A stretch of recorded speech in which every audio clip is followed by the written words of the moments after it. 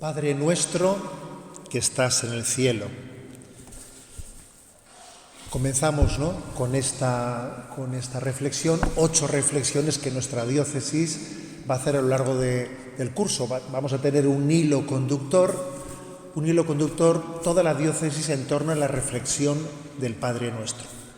Padre nuestro que estás en el cielo. Hay en los evangelios 2 lugares en los que se encuentra recogido la oración del Padre Nuestro.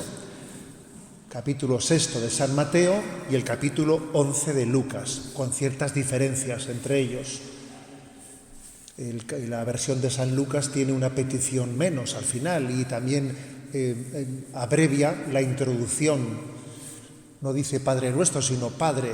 Bueno, pues algunos santos padres en los primeros siglos llegaron a pensar que eran 2 oraciones distintas. Hoy en día, más bien nos inclinamos a pensar que más bien son 2 versiones de una misma oración que Jesús enseñó. Es curioso ver cómo son introducidas en Mateo y en Lucas las dos versiones del Padre Nuestro.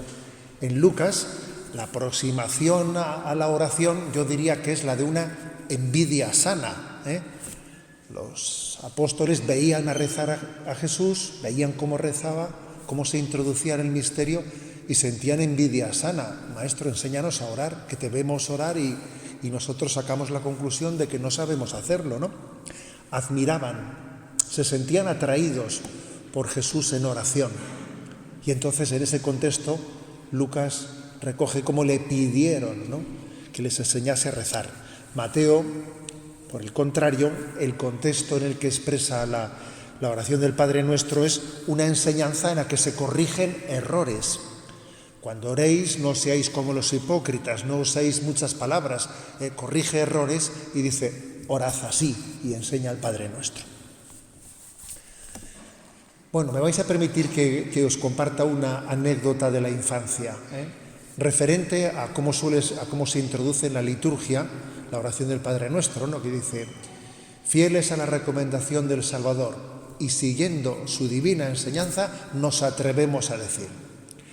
Yo cuando era un jovencito, que había hecho la primera comunión, estaba leyendo en casa algunos de esos cómics que hablaban de los cristianos perseguidos en Roma, de las catacumbas de Roma, de los cristianos que eran echados a los leones, y me admiraba, la valentía del martirio de aquellos primeros cristianos. Entonces, cuando iba con mis padres el domingo a misa y allí se introducía el Padre Nuestro y escuchaba aquello, nos atrevemos a decir, yo con un poco de imaginación me imaginaba allí a los romanos entrando en la iglesia y deteniéndonos por rezar, Me parecía, entendí en mi infancia que aquella expresión, nos atrevemos a decir, hacía referencia a la valentía martirial de rezar aquello aunque nos persiguiesen.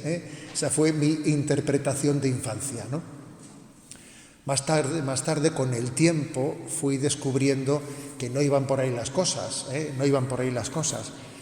que esa referencia al atrevimiento, más bien, se refería a ese texto de Éxodo 3:5 que dice, no te acerques aquí, quítate las sandalias de los pies, pues el sitio que pisas, el terreno que pisas es sagrado. Fui entendiendo que ese atrevimiento se refería al atrevimiento de tener ese grado de confianza con Dios para dirigirnos a Él de esa manera. Fui aprendiendo que en el fondo hablarle a Dios de esa manera era una parresía auténtica, una audacia, un atrevimiento, una confianza también humilde, una certeza de saberse amado, una seguridad alegre, que en el fondo era como una invitación a rezar el Padre Nuestro, a introducirnos en una intimidad que nos supera. Mira, no lo mereces, está por encima de tus posibilidades, pero entra aquí y habla con Dios de esta manera. Fui entendiendo eso, obviamente. Bien, ¿qué supone llamar a Dios Padre? El Catecismo Romano hacía una distinción que me parece muy importante y que hoy en día pues me parece que tiene una actualidad grande, como después voy a intentar demostrar. Distinguía el Catecismo Romano 3 niveles en la confesión de la paternidad de Dios. Primero, por creación. Dios es Padre por creación. Es Padre de todos los hombres, tanto cristianos como no cristianos, creyentes como no creyentes. Nos creó a todos a su imagen y semejanza. Y en ese sentido, es Padre de todos. Segundo nivel, decía el Catecismo Romano, es la confesión de la paternidad en cuanto a la providencia con la que Dios cuida de todos nosotros. Dios se manifiesta como Padre en favor de todos los hombres. De hecho, nos da los santos ángeles de la guarda que cuidan de nosotros. Y los santos ángeles de la guarda los tenemos todos los que hemos sido creados por Dios. También los no creyentes, también los no bautizados tienen sus ángeles que les cuidan. Dios tiene una providencia que cuida de todos nosotros. Pero el tercer nivel es el determinante para entender la oración del Padre Nuestro, que no es el nivel de la creación o el nivel de la providencia, es el nivel de la redención. Dios nos redimió del pecado entregando a su Hijo por nosotros y elevándonos a la condición de hijos de Dios. Ahí es nada, ¿no? Es decir, que no se limitó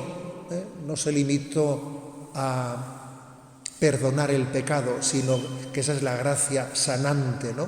Sino que además nos elevó a una condición que no teníamos, incluso, ¿no?, antes de haber pecado.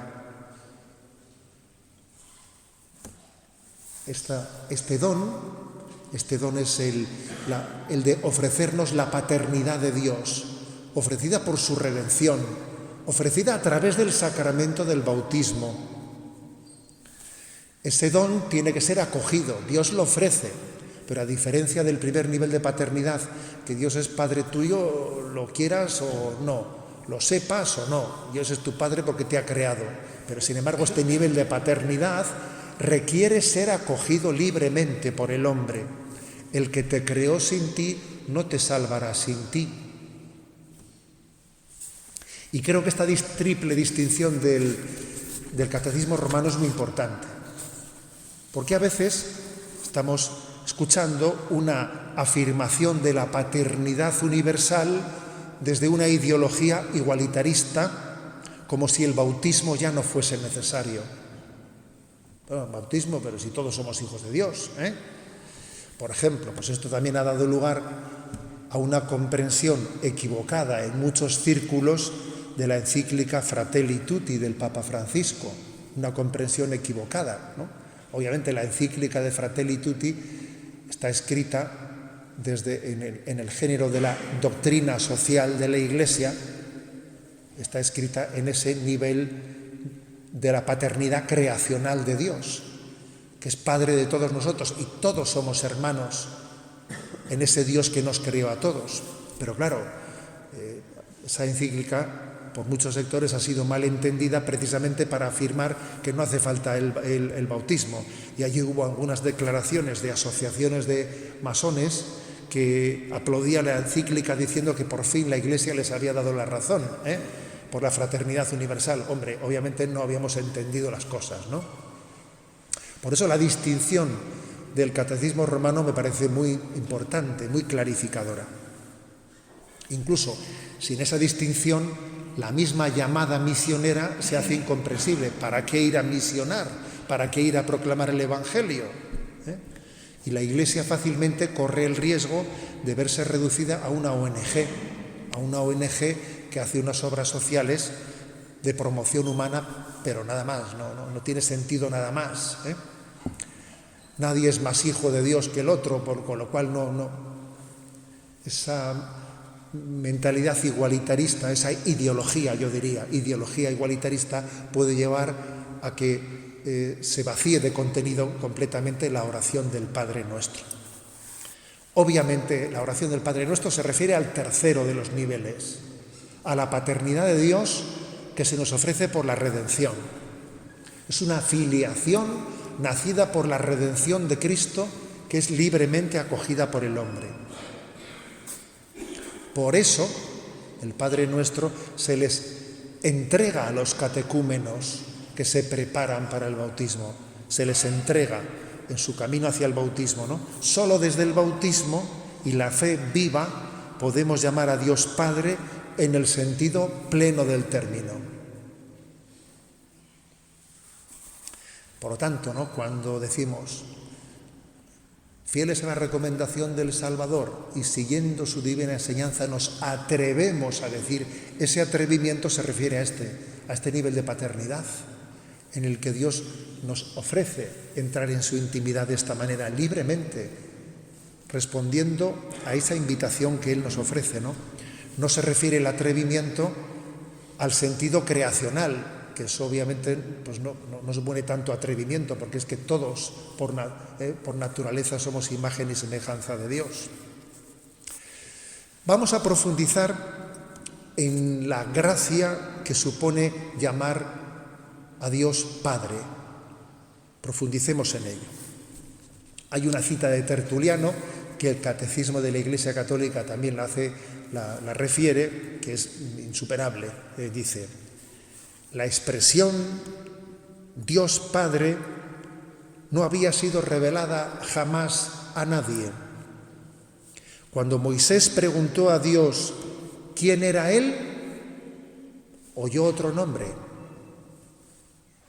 A nosotros este nombre nos ha sido revelado en el Hijo, porque este nombre implica el nuevo nombre del Padre. Bueno, es decir, que Jesús no solamente permitió, sino que nos pidió, ¿no?, a los que habíamos sido redimidos por Él, que le llamásemos Padre, a su mismo Padre. Y esto en el fondo es comprender, esto necesita que comprendamos el Padre Nuestro desde la cristología. Nos tenemos que introducir en la cristología para entender cómo le podemos llamar a Dios Padre. En el prólogo del Evangelio de San Juan, maravilloso prólogo del Evangelio de San Juan, en el que se habla de la encarnación, dice: a Dios nadie lo ha visto. El Hijo único, repito, el Hijo único que está en el seno del Padre es quien lo ha manifestado. Vino a los suyos y los suyos no le recibieron, pero a cuantos le recibieron les dio el poder de ser hijos de Dios. O sea que el Hijo único nos dio la gracia de poder ser hijos de Dios. Así también, ¿no? Pues, por ejemplo, en Mateo 11:27 escuchamos: nadie conoce al Padre sino el Hijo y aquel a quien el Hijo se lo quiera revelar, ¿no? Por tanto, hemos sido elegidos, Dios ha puesto sus ojos gratuitamente en nosotros para compartir con nosotros esa filiación divina, pero al mismo tiempo nos dice: id por todo el mundo proclamando el Evangelio, porque yo quiero que todo el mundo pueda conocer y pueda recibir esa filiación de Dios Padre. Dios quiere, ¿no?, que los que hemos tenido ese don de ser elegidos para tener esa intimidad con Dios Padre, nos constituyamos en misioneros de proclamar ante el mundo que Dios nos ofrece ese grado de intimidad por el bautismo y por la fe.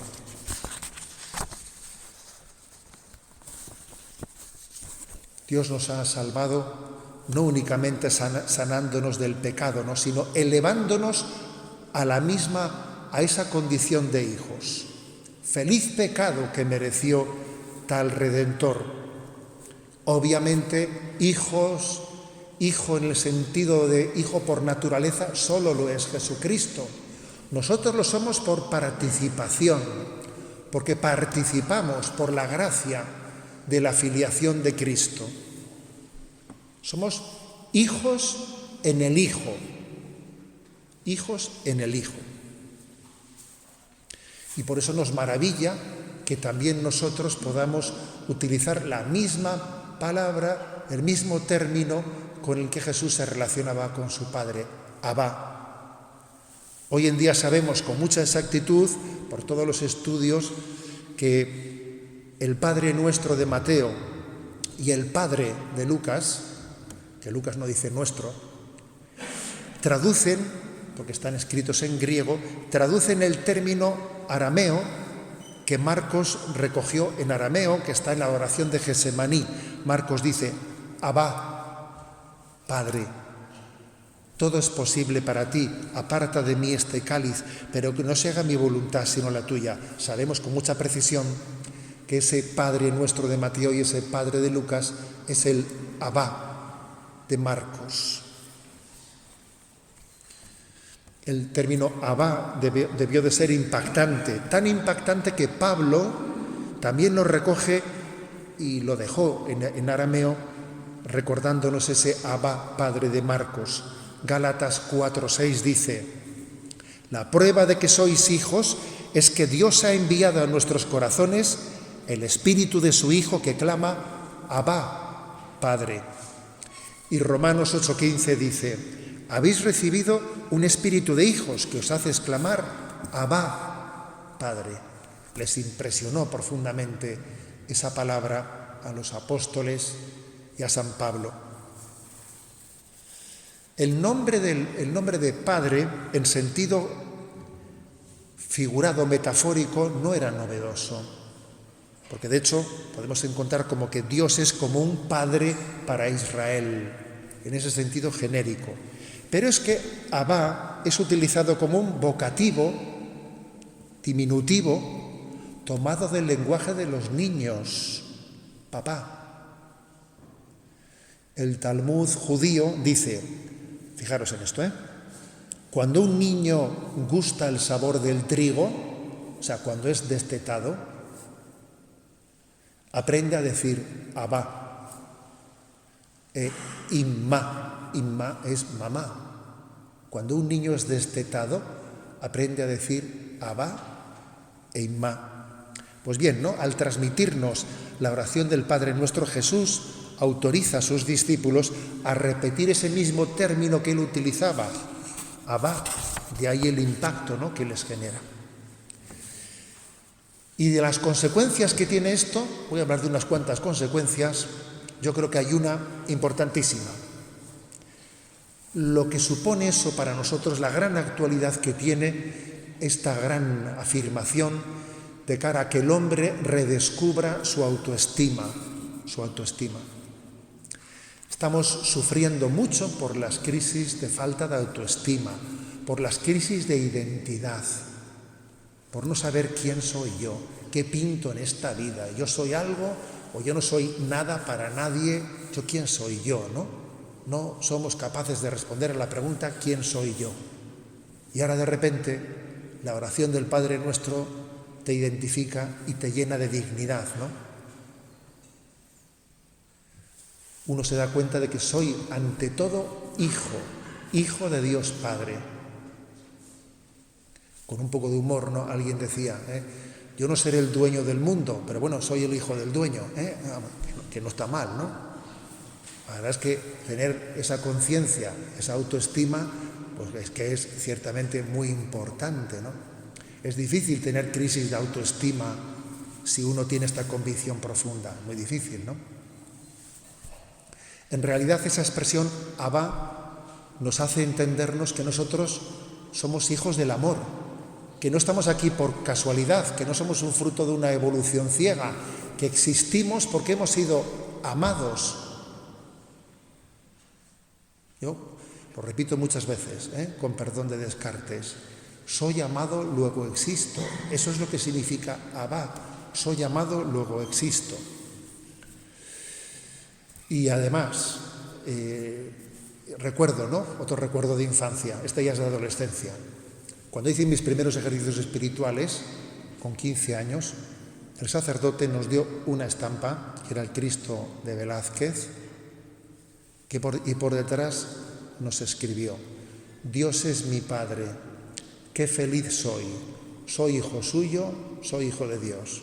A ver, nos decía, repite, Dios es mi Padre, qué feliz soy hijo suyo, soy hijo de Dios. Y nos dijo, esto es el ABC de vuestra vida. A ver, chavales, repetid esto y que os quede bien grabado en vuestro corazón, ¿no? Este es tu ADN. Es tu ADN. A partir de ahí pueden pasar muchas cosas. Pueden llover, caer chuzos, se puede hundir la casa, pero Dios es mi Padre. Qué feliz soy. Soy hijo suyo y soy hijo de Dios. Tengo guardado con mucho cariño esa estampa. Está muy resquebrajada, ¿no? Pero obviamente creo que poner esa piedra fundante en nuestra vida, a partir de la cual se construya todo lo demás, es determinante. Determinante para forjar nuestra conciencia de nosotros mismos, nuestra autoestima. El Catecismo de la Iglesia Católica, en una expresión que me parece maravillosa a este respecto, dice: hemos sido revelados nosotros mismos al mismo tiempo que nos ha sido revelado el Padre. Tú te has conocido a ti mismo al tiempo que el Padre se daba a conocer. Tú te conoces desde Dios. En Dios te conoces, en Dios te enteras de quién eres. Por eso lo del psicoanálisis no funciona, ¿sabéis? Claro, lo del psicoanálisis no puede funcionar, pues porque solamente nos conocemos desde Dios. Otra consecuencia, esta consecuencia primero es muy potente, obviamente, es determinante, ¿no? Pero otra consecuencia es vivir con una plena conciencia de que estamos llamados a la conversión, ¿no?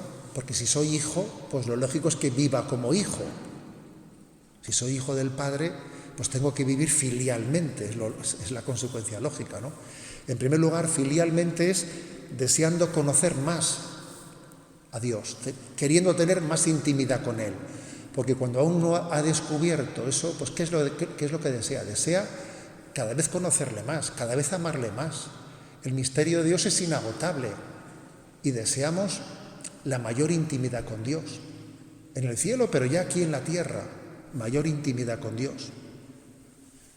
Dice Santa Teresa: ¿qué hijo hay en el mundo que no procure saber quién es su padre? A ver, cuando lo tiene tan bueno y de tan majestad y señorío. Por cierto, el comentario de Santa Teresa de Jesús al Padre Nuestro en el camino de perfección es una joya, es una joya. Pero claro, lo lógico es que una consecuencia del Padre Nuestro es la llamada continua a la conversión. Es una responsabilidad, porque es comprometernos a vivir como hijos. Porque en esa conversación que tuvieron Jesús y Nicodemo, de veras te digo que si uno no nace de nuevo, no puede ver el reino de Dios. Claro, le estaba diciendo a Nicodemo, tienes que volver a nacer de nuevo. Llamar a Dios Padre es sentir también la invitación a volver a nacer de nuevo. Por eso estamos siempre, ¿no? Siempre en una llamada a crecer. La filiación no es algo que ya lo tengo y punto. No, tú ya eres hijo de Dios. No. Hay que crecer en esa filiación. No es algo estático, no, se crece en esa filiación. Dice Tertuliano: no se nace cristiano, sino que se deviene cristiano, amando como el Padre nos ama. Claro, luego cuanto más ames, más serás hijo, en el sentido pleno de la palabra, cuanto más ames. Entonces, ahora dice, ojo, es muy importante esto, tengo que aprender a amar para que así la filiación divina la viva en mayor plenitud. Claro, alguno dirá, ¿eso cómo se hace? ¿Hay por ahí algún consejo práctico a modo de cursillo acelerado de cómo hacer esto? Pues sí que lo hay. Hay un consejo práctico a modo de cursillo acelerado para amar de esta manera y tener la filiación divina. Ama a tus enemigos. Eso sí que es un cursillo acelerado. Eso es un cursillo acelerado en el que obviamente crecemos en ese amor del Padre, que es totalmente un amor de gratuidad. De gratuidad. Es la obra de caridad más perfecta, ¿no? Que visibiliza el amor del Padre. Y no quiero dejar en el olvido, aunque sea pues una mención muy breve de esta oración del Padre Nuestro, de que aquí hay consecuencias ecuménicas muy importantes, porque es que nos dirigimos a Dios como Padre por la gracia del bautismo. Pero es que recordad que nosotros reconocemos el bautismo no solo de quienes se bautizan en la Iglesia Católica, sino que reconocemos también la validez del bautismo, pues de nuestros hermanos ortodoxos, protestantes, de muchísimas comunidades, ¿no?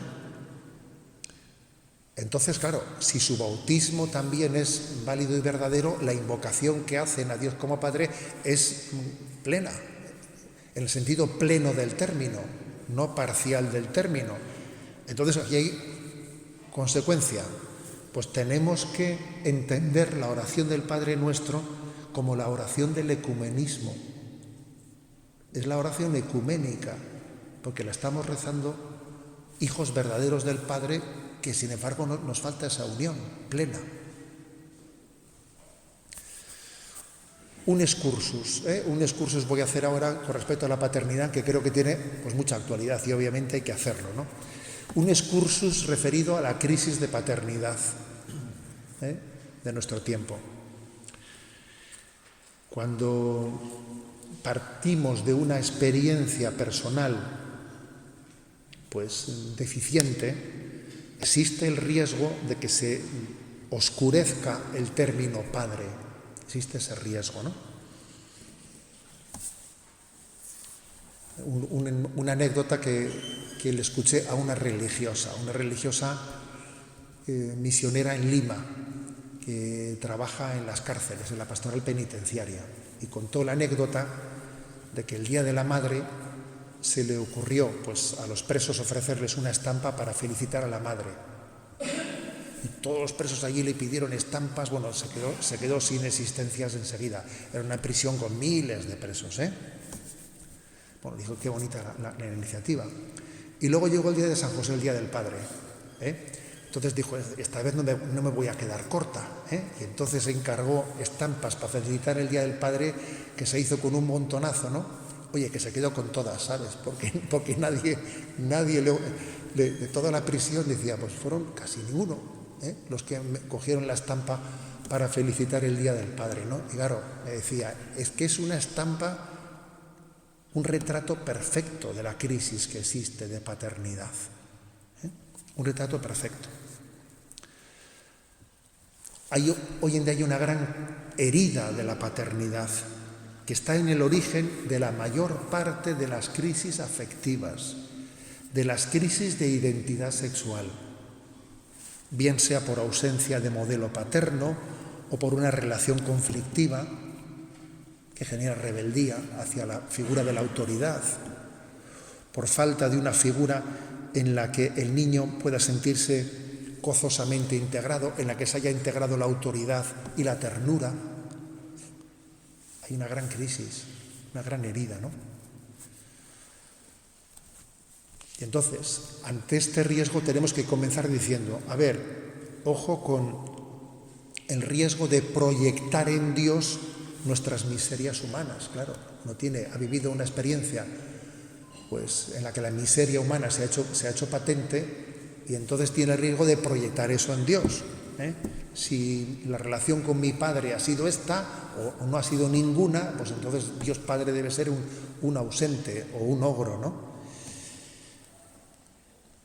Pero claro, aquí una de dos, fijaros bien, ¿no?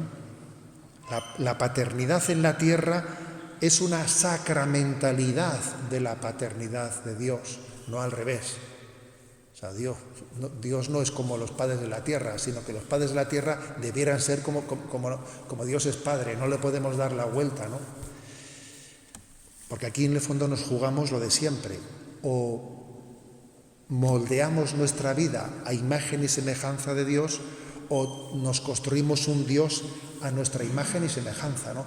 Y tenemos también el riesgo de construirnos una imagen de Dios desde nuestras heridas, desde tus heridas, proyectando tus heridas en la imagen de Dios. Y por lo tanto, necesitamos purificar nuestra imagen de Dios de las falsas imágenes, ¿no?, que le podemos proyectar desde nuestras miserias. ¿Qué importancia tiene la revelación? abrirnos a la revelación. Nadie conoce al Padre sino el Hijo, y aquel a quien el Hijo se lo quiera revelar. Me parece que también la figura de San José es clave y determinante, porque en esa herida de la paternidad a veces pues está latente esa dificultad de cómo integrar autoridad y ternura. ¿Cómo integrar autoridad y ternura, no? Os voy a decir que me he enamorado entre las visitas que he hecho estos meses en Villajoyosa. Ahí en el retablo mayor, en Villajoyosa, hay una imagen de un San José, preciosa la imagen, en la que el niño Jesús, que está en brazos de San José, le da un beso lleno de ternura a su padre, a José. El niño Jesús besando tiernamente a San José, ¿no? La vi, la verdad es que me impresionó. Le saqué una foto, la envié por redes intenté sacar todo lo que podía sacar de esa imagen, que me pareció, además es que no la había visto nunca, que ya es curioso que no aparezca eso en la imaginería recogido con frecuencia. La ternura entre el niño y el padre, que quizás también hay que decir que es un signo de por qué también a veces se pueden generar estas heridas, porque los estereotipos desde los cuales a veces hemos vivido la paternidad y la maternidad también necesitaban ser purificados, ¿no? Obviamente no debemos de aceptar la simplificación caricaturizada de los estereotipos de las ideologías feministas, ¿no? Que dicen aquí la culpa está en el heteropatriarcado, esas cosas que escuchamos, ¿no? Lo masculino sería sinónimo de dominación y represión. Lo femenino sería imagen de acogida empática. A ver, esas imágenes de dialéctica de poder y de empoderamiento, que vaya palabra también que nos estamos tragando, la del empoderamiento, las tenemos que quitar del horizonte de nuestra vida. Eso es una desgracia, es una desgracia. En realidad, la clave de la revelación está en la comunión. El don de la paternidad y el don de la maternidad en realidad solo relucen en la comunión, no en esa especie de dialéctica de lucha entre sexos, ¿no? Creo que esto es importante, ¿no? La herida de la paternidad tenemos que sanarla descubriendo cómo es la paternidad de Dios, fijándonos mucho en San José, fijándonos en la comunión de José y María, la comunión. Yo muchas veces he dicho que un niño no necesita un supermamá y una supermamá y un superpapá. No, necesita un papá y una mamá que sean, si quieres, más normalitos, pero que se quieran mucho. Claro, eso es lo que aquí no necesitamos supermanes ni superwoman, Necesitamos amor y comunión, que es lo que sana las heridas. Bien, en este orden también creo que es importante decir, ya un poco en el nivel bíblico del término, que es una trampa caer en las ideologías del lenguaje inclusivo, porque por ahí hay también quien pretende reescribir la Biblia, pero con lenguaje inclusivo, Eso, pues que aparte de ser aburridísimo, porque como le metan las les, pues ya ves a ver tú, ¿no? Pues, pero por otra parte es no partir de la revelación. Hay una expresión en el libro de Jesús de Nazaret, de Joseph Ratzinger, que yo creo que lo dice todo. Rezamos como Jesús nos enseñó a orar, sobre la base de la Sagrada Escritura, no como a nosotros se nos ocurra o nos guste. Solo así oramos de modo correcto. Oye, que yo aprendo, que yo acojo la oración desde la revelación y punto. No voy a meter mis ideologías para mejorar la revelación. No, la revelación no se suele mejorar. Llamar a Dios Padre significa mirar a Dios con los ojos de Jesús. Él es el Padre de Jesucristo. La fe no solo mira a Jesús, sino que mira desde el punto de vista de Jesús. Y así también, ¿no?, vemos cómo la paternidad de Dios incluye rasgos que nosotros solemos describir como maternos. Es que puede una madre no conmoverse por el hijo de sus entrañas, aunque eso ocurriese, yo nunca me olvidaré de ti. La paternidad de Dios, claro que se muestra también con rasgos maternos, ¿no? Y esos rasgos maternos de la paternidad de Dios son una prueba de que no podemos definir a Dios desde nuestros estereotipos, sino que tenemos que purificarnos nosotros desde la imagen de Dios. Doy un paso más. Nuestro, cuando hemos dicho Padre nuestro que estás en el cielo. Paso al nuestro. Nuestro es una llamada, obviamente, a salir de nuestro individualismo, porque además sois conscientes que en el Padre Nuestro, después de decir Padre Nuestro, y después de las tres primeras invocaciones, santificado sea tu nombre, hágase tu voluntad, venga a nosotros tu reino, las otras 4 peticiones son en primera persona del plural. Danos el pan, perdónanos, son nos, en primera persona del plural. Luego el Padre Nuestro no es algo, es esencial, es fundamental. Es una llamada a salir del individualismo. Jesús no quiere que oremos privadamente, por mí mismo. No quiere que la oración sea un acto privado. Quiere que la oración sea con todos los hombres y por todos los hombres. Jesús quiere que cuando oremos se nos ensanche el corazón. Que tú vas allí diciéndoles, Señor, ¿qué hay de lo mío? ¿Qué hay de lo mío? Y entonces Él va y te dice, ¿cómo que qué hay de lo mío? A ver, ¿dónde están tus hermanos? Y entonces tú rezas el Padre Nuestro y se te ensancha el corazón, igual se te cae un poco la cara de vergüenza de decir que hay de lo mío. Se te ensancha el corazón. Rezar el Padre Nuestro es ensanchar el corazón. Hay una cita de San Juan Crisóstomo buenísima, que dice: Jesús dijo Padre Nuestro, y con este solo golpe, y dice así, de un plumazo, San Juan Crisóstomo, con este solo golpe mata el Señor el odio, reprime la soberbia, destierra la envidia, trae la caridad, madre de todos los bienes, elimina la desigualdad de la humanidad. Nadie lleva ventaja en nada, ni el rico al pobre, ni el señor al esclavo, ni el que manda al que obedece, ni el emperador al soldado, ni el sabio al ignorante. Buenísimo. San Juan Crisóstomo dice así, como de un golpe. Dice, Padre Nuestro. Dice aquí, como de un golpe, de repente hemos dejado todos los líos que teníamos, los hemos dejado todos en su sitio. Es una cita maravillosa de San Juan Crisóstomo. Por eso, ¿no?, tiene tanta importancia el Padre Nuestro. El Padre Nuestro, ¿no? Y San Benito, en la regla en su regla, tiene un capítulo en el que habla sobre los niveles de humildad y de soberbia, ¿no? Y llama la atención sobre la tentación del monje que siempre tiene que ir de especial. Pues dice, porque está el novicio que siempre tiene que... para mí la regla común no me sirve, yo es que tengo que tener todo especial, un permiso especial, hora de levantarme especial, de bajar especial, de comer todo distinto, o sea, es el especial, ¿no? Y dice San Benito, ojo con él. A ver, venga, tú como todos los demás, Padre Nuestro. Entonces, la verdad es que es verdaderamente sanador, sanador de muchísimas cosas, ¿no? Padre Nuestro, que estás en el cielo. Y concluimos con esta expresión, que estás en el cielo. Que obviamente no tenemos que imaginarlo en categorías espaciotemporales, ¿no?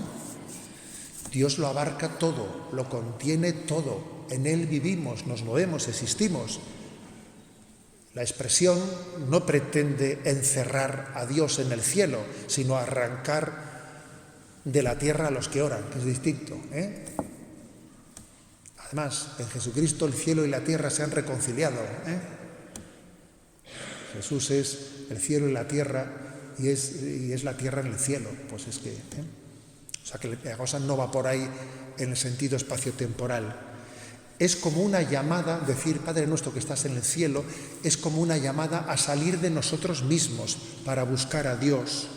Como cuando le dijo a Abraham, sal de tu tierra, de tu parentela, de tu hogar, y vete donde yo te muestre. Padre nuestro que estás en el cielo, sal de ti mismo para orar. Por otra parte, cielo son los hombres que viviendo en gracia son templo de Dios. A ver, en el cielo habita Dios, ¿no? Y no habita Dios en nosotros viviendo en gracia de Dios. El cielo es vivir en gracia. Decía Newman, el cardenal Newman, ¿no? Que el cielo es la gracia en casa. Y la gracia es el cielo en el exilio, que decía él, ¿no? El cielo es la gracia en casa. Bueno, pues en este sentido, la oración del Padre Nuestro nos permite vivir la presencia de Dios ya aquí, en su inhabitación, Santa Teresa, con mucho gracejo, dice: ni ha menester alas para ir a buscarle, sino ponerse en soledad y mirarle dentro de sí. Dice que no te hace falta alas, dice, sino cuando digo en el cielo, mira que Dios inhabita a ti, en ti. Mira que el cielo está en ti. Al mismo tiempo, el Catecismo nos recuerda que esta invocación también nos recuerda que estamos en tránsito. Padre nuestro que estás en el cielo ya está aquí, pero todavía no plenamente. Es lo de ya, pero todavía no. O sea, es decir, Dios está en nuestra intimidad, pero todavía no plenamente.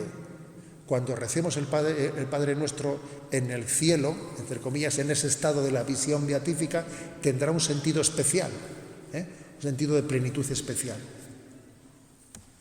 Por eso, ¿no? Pues tiene este sentido tan, digamos, de recorrido de camino. Él está en el cielo, Dios está aquí, y al mismo tiempo en esa inhabitación que tiene dentro de ti te prepara para la visión beatífica, ¿no? Como ahí mismo también pues, hemos comentado en la homilía. Por eso, ¿no, queridos todos? Esta es la más sublime de las oraciones de todos los tiempos. Es el primer balbuceo del orante cristiano. Es la oración de toda la comunidad.